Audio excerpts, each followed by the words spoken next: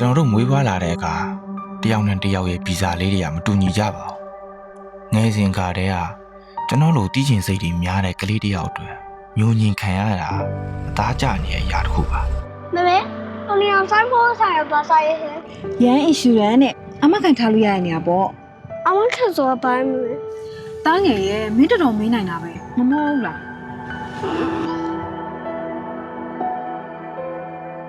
ဒီကျဲ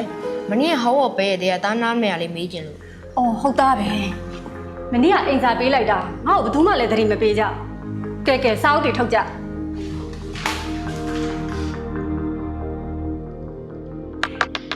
ကိုရီးတင်လာရှင်လေနောက်မှမေးရမဟုတ်ကွာမင်းကလည်း ကျောင်းတက်တဲ့အရွယ်မှာလဲတငယ်ချင်းတွေရဲ့ညှို့ညင်တာကိုခံခဲ့ရပါတယ်အခုဒီနေရာမှာလေတခုလွဲနေသလားလို့တေချောင်ဂျာယူသွားမိလိုက်မှာ မမင်းနဲ့ရှုပ်တယ်ရောထားတယ်တကယ်အဲ့လိုထားလို့ရလို့လားဗျာတော့ကြာတခုဖြစ်သွားမှာဖြစ်မင်းတော်တော်အမေးမြန်းထူလာပဲကွာ လုပ်ငန်းခွင်ကိုရောက်တဲ့အခါမှာလဲကျွန်တော်ကအမေးမြန်းထူတဲ့ကောင်လေးတစ်ယောက်ပါပဲဒီအရာတကယ်ကိုလူနေမှုဘဝမှာအဆင်မပြေပဲ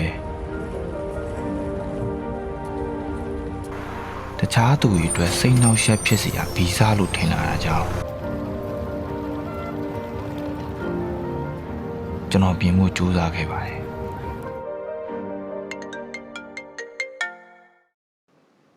ဟယ်လိုဟုတ်လားစိုက်ထဲမှာပျက်စီးမှုအခြေအနေဘယ်လိုရှိလဲတော်သေးတာပေါ့ကွာငါဒီ construction အတွက်ရန် insurance မှာအာမခံထားရလို့မဟုတ်ရင်ပျက်စီးဆုံးရှုံးမှုအရန်များမှာဟုတ်ပြီငါခုပဲရန်အာမခံကိုဆက်သွယ်လိုက်မယ်မင်းတို့လိုအပ်တာရှိရင်လှုပ်ထားလိုက်အောင်မင်းတို့လည်းအာမခံထားကြအောင်အခုမထားဖြစ်သေးရင်တော့မေးကြည့်ထားပေါ့ကွာရှုံးမရှိပါဘူး ဒါပေမဲ့ကျွန်တော်မေးခွန်းတွေကိုပျော်ရွှင်စွာဖြေပြန်ပေးကြပြီးတော့